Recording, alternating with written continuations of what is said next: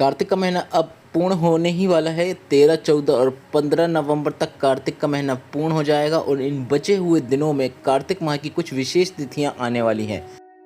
कार्तिक के महीने में अभी कार्तिक प्रदोष, कार्तिक चतुर्दशी जिसे हम वैकुंठ चतुर्दशी के नाम से भी जानते हैं और कार्तिक पूर्णिमा जिसे हम देव दीपावली के नाम से भी जानते हैं। तो हम आपको बताते हैं कार्तिक प्रदोष आज मतलब 13 नवंबर 2024 को है, वैकुंठ चतुर्दशी कल मतलब 14 नवंबर 2024 को है और देव दीपावली मतलब कार्तिक पूर्णिमा 15 नवंबर को है। और इन 3 दिनों में 3 विशेष उपाय करने को गुरुजी पंडित प्रदीप मिश्रा जी ने कहा है, जिसे वर्ष में सिर्फ इसी विशेष दिन मतलब इन्हीं विशेष तिथियों में किया जाता है और इनका जो लाभ है वह आपको पूरे वर्ष भर देखने को मिलता है। उपाय बहुत उपयोगी हैं, वर्ष में सिर्फ इन्हीं विशेष दिनों में किए जाते हैं, इसलिए वीडियो अंत तक देखें ताकि कोई भी उपयोगी जानकारी आपसे ना छूटे। सबसे पहले कार्तिक प्रदोष का महत्व बताते हुए हम आपको बता दें कि 13 नवंबर मतलब आज कार्तिक प्रदोष है और आज शाम को रात्रि के समय प्रदोष काल में आपको एक उपाय करना है। कार्तिक माह की प्रदोष तिथि को जो व्यक्ति तुलसी की डंडी को घी में भिगोकर अपनी कामना करते हुए वह दीपक तुलसी की लकड़ी वाले दीपक को प्रज्वलित कर देता है, उस दीपक से भगवान विष्णु या फिर भगवान कृष्ण जिनकी भी फोटो है उनके सामने रखकर उनकी आरती उतार देता है। भगवान की आरती उतारते समय भगवान का गुणगान करता है, भगवान का नाम स्मरण करता है। गुरुजी ने कहा ऐसा व्यक्ति का जन्म दोबारा पृथ्वी में नहीं होता है, वह भगवान के गोलोक धाम में जीवन भर के लिए विराजमान हो जाता है। इसके साथ ही गुरुजी ने कहा विष्णु पुराण का 5वां अंश कार्तिक खंड वर्णन करता है या फिर आप स्कंद पुराण के कार्तिक खंड में यह वर्णन देखने को मिलता है कि 24 प्रकार के दीपक होते हैं और उन 24 प्रकार के दीपकों में सबसे प्रबल दीपक होता है तुलसी वाला दीपक। यह सर्वश्रेष्ठ दीपक है, सबसे प्रबल दीपक माना गया है। काफ़ी सरल आसान उपाय है। तुलसी की ऐसी डंडियों को आपको उपयोग करना है जो सूखी होना चाहिए, मतलब एकदम सूख गई डंडियों का ही उपयोग करना है जो तुलसी के पौधे से अपने आप नीचे गिर रही हो।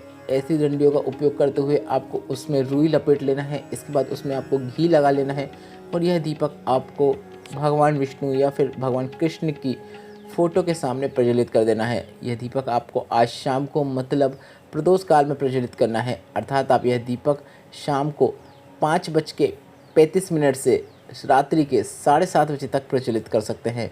काफ़ी सरल आसान उपाय है, अपने जीवन का उद्धार करने वाला उपाय है, भगवान की कृपा प्राप्त करने वाला उपाय है, जिसे आपको आज करना ही है। बढ़ते हैं अगले विशेष उपाय की ओर। गुरुजी पंडित प्रदीप मिश्रा जी ने हरिहर शिव महापुराण कथा में एक विशेष उपाय की जानकारी दी थी, जिसे वैकुंठ चतुर्दशी के दिन किया जाता है, अर्थात आप यह उपाय 14 नवंबर मतलब कल कर सकते हैं। यह उपाय करने से आपको 3 प्रकार के लाभ प्राप्त होते हैं।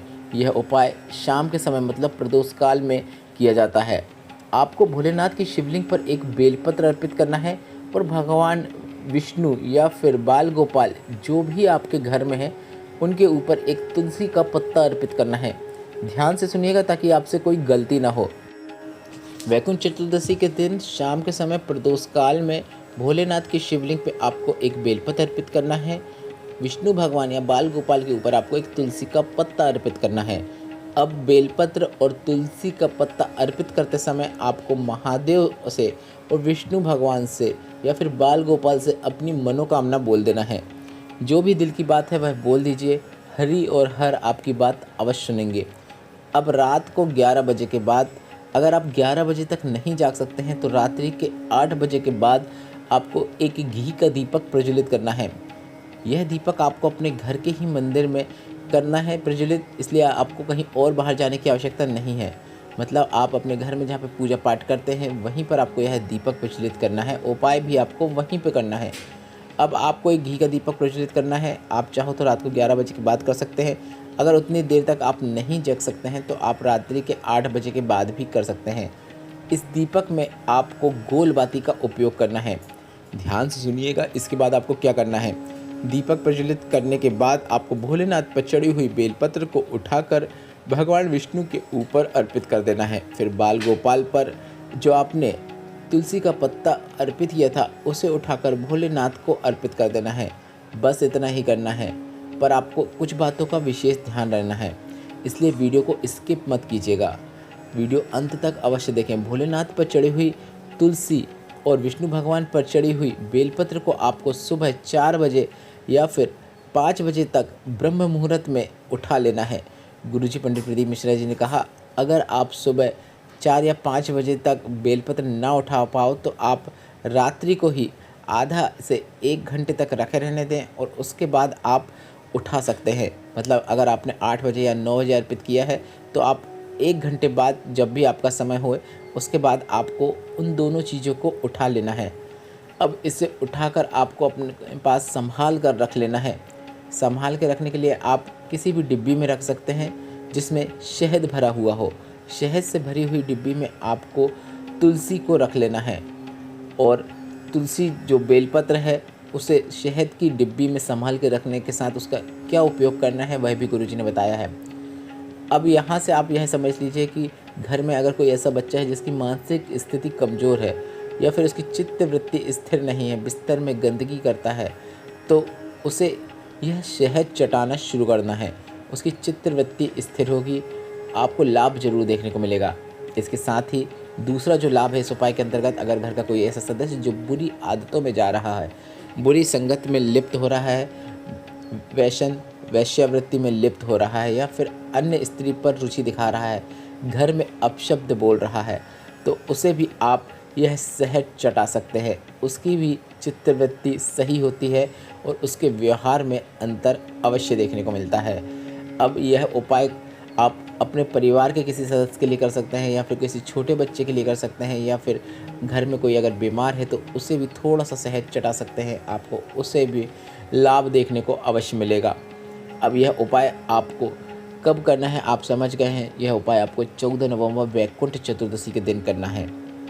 अब इसके साथ ही हम आपको बता दें 15 नवंबर को है देव दीपावली, जिसे हम कार्तिक पूर्णिमा के नाम से भी जानते हैं। और 15 नवंबर देव दीपावली के अवसर पर आपको 5 स्थानों पर दीपक प्रज्वलित करना है, जो कि देव दीपावली का कार्तिक पूर्णिमा का सबसे असरदार उपाय है।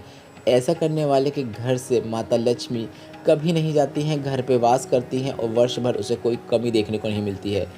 सबसे पहले आप यह समझ लीजिए कि जो मैं दीपक बताऊंगा ऐसा कोई ज़रूरी क्रम नहीं है कि जो मैं क्रम में बोलूं वही क्रम में आपको लगाना है, आप आगे पीछे भी कर सकते हैं।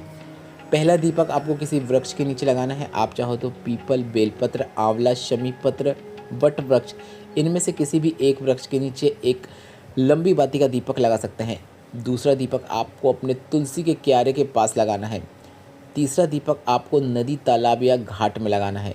नदी, तालाब या घाट में भी आप लंबी बाती का उपयोग कर सकते हैं। चौथा दीपक भोलेनाथ के मंदिर में या फिर आपके घर के मंदिर में भी शिवलिंग रखा हुआ है तो चौथा दीपक आप अपने घर पे ही लगा सकते हैं। पांचवा और अंतिम दीपक घर में बनी हुई रंगोली या चौक जो भी आपने बनाया है उसमें लगाना है। इस प्रकार से 5 दीपक देव दीपावली के अवसर में जो भी प्रज्वलित 5 स्थानों पर कर देता है उसके घर में माता लक्ष्मी प्रवेश कर जाती हैं और वर्ष भर उसके घर के भंडार भरे रहते हैं। घर में धन संपदा की वृद्धि देखने को मिलती है। इस वीडियो में बताए गए उपाय से संबंधित अगर अभी भी आपके मन में कोई प्रश्न है तो ये प्रश्न आप कमेंट बॉक्स के जरिए पूछ सकते हैं। मेरे द्वारा दी गई जानकारी अगर आपको थोड़ी सी भी उपयोगी लगी हो तो वीडियो को लाइक करके चैनल को सब्सक्राइब करना मत भूलिएगा। श्री शिवाय नमस्तुभ्यम। हर हर महादेव।